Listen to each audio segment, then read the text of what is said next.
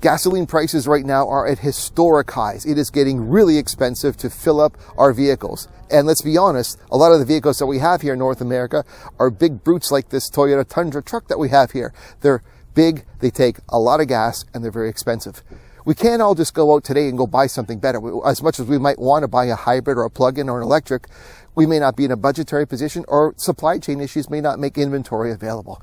So instead, it would be better if we could find ways to reduce the amount of gas that we use with the vehicles we have. And on this video, I'm going to give you 5 simple ideas that will help you reduce how much gas you use, how much money you spend, not by what you drive, but by how you drive. Let's get to it.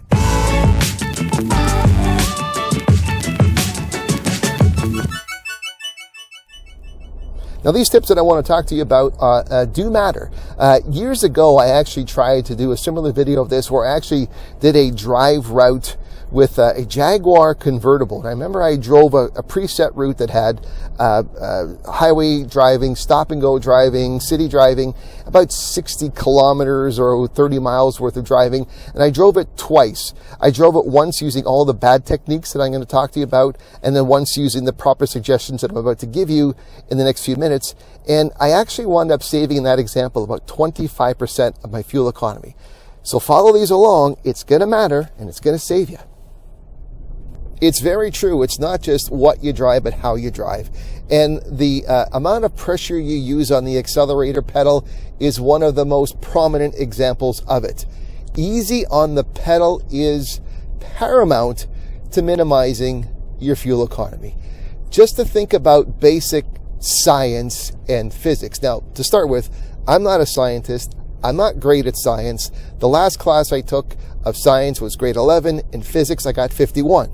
So I'm not great at science, but I understand that when you take any vehicle that is heavy, and a truck like this is especially heavy, it's going to take a lot of energy to get it from going stopped into motion.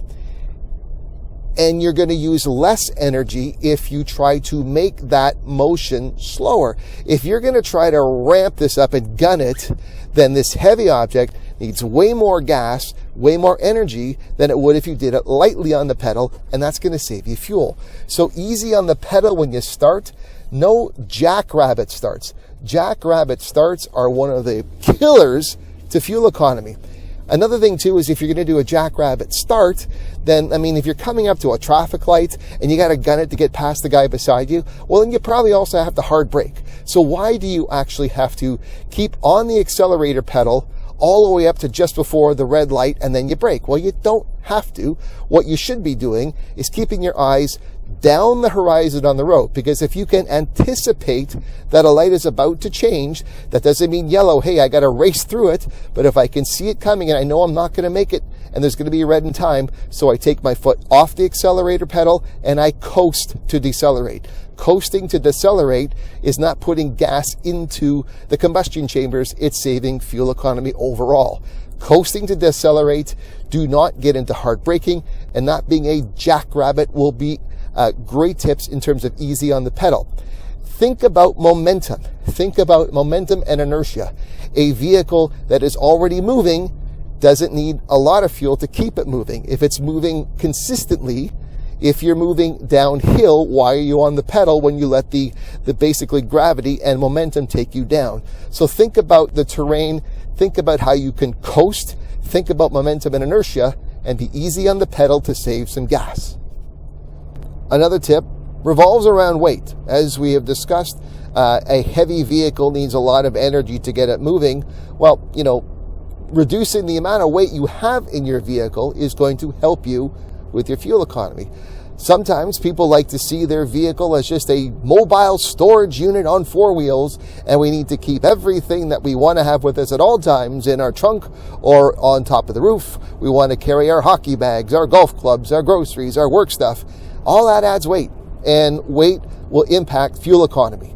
The American Automobile Association has said for every 100 pounds of extra weight that you're carrying in the vehicle, fuel economy can be reduced by about 1%. I mean, a vehicle is designed to have passengers. That's fine. That's not going to be something to consider. I'm not saying only keep yourself, don't keep your kids out of the vehicle. That's part of necessary. But think about what is in the vehicle, and does it need to be in there all the time? That's a good excuse to clean the trunk if it's loaded with stuff right now, because you'll save economy. Drag is another issue. If you have a roof rack that you are not using right now, if you use a roof rack for camping or for storage, but you're not needing it right now, take it off. Reducing the aerodynamic benefits, or reducing the aerodynamics, I should say, of the vehicle is also going to impact. Look up coefficient of drag. Take a look at how the most efficient design in the universe is a teardrop. If you've got something that's basically impacting the overall shape, because a lot of vehicles try to emulate that, well, then get it off, because it's going to hurt your fuel economy overall.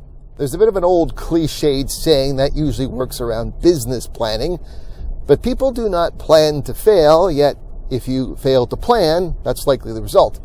And planning is another tip that I can offer about how to improve fuel economy. If you are a busy family, if you are, say, it's an average Saturday and you've got many errands to run, or if it's somewhere you have to be and there are different times a day you can be there, think about when is going to be the most efficient way to do what you need to do. Is there a route that will, if I have to go here, here, and here, do I plan ahead to make sure I'm driving in the most efficient way? And sometimes the most efficient way is going to be, okay, what road can I take that will have fewer stop signs or fewer red lights? Because again, every time you have to stop and start, you're worsening your fuel economy because of that whole momentum thing. So consider the roads that you take. Consider the time of day that you can take them. If it's a weekday and you anticipate that you might have to drive during rush hour, well, do you have to? Because during rush hour, you're more likely to be stopping and going and idling.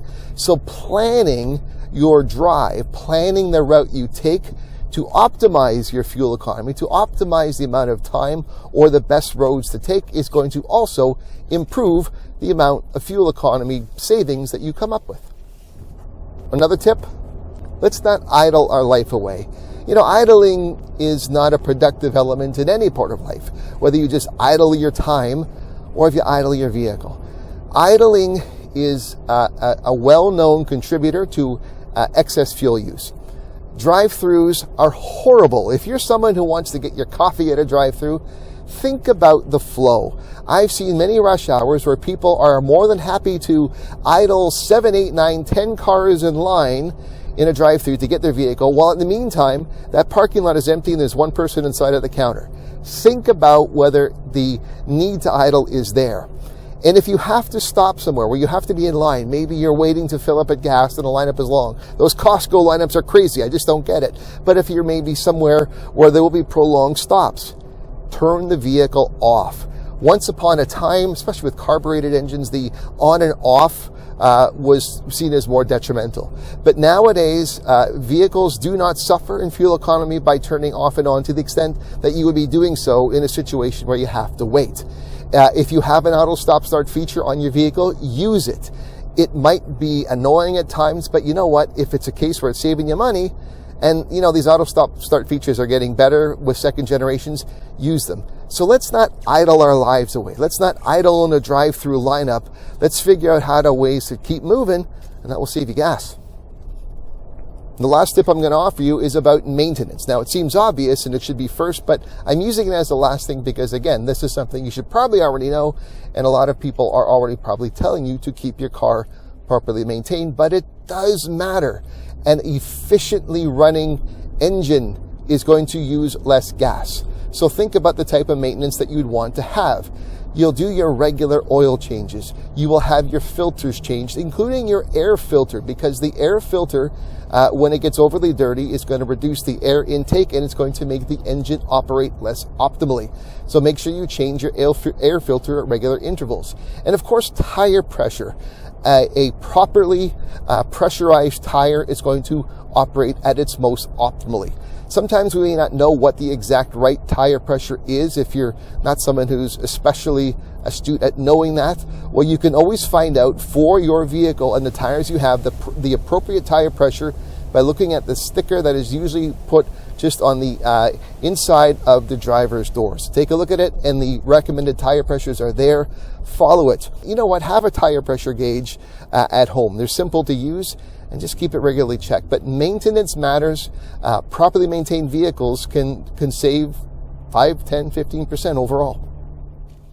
You know, gas prices may go down at some point in time, and even if they do, these tips are still helpful and important to use, because it's never a bad idea to save money no matter what the price of gas is.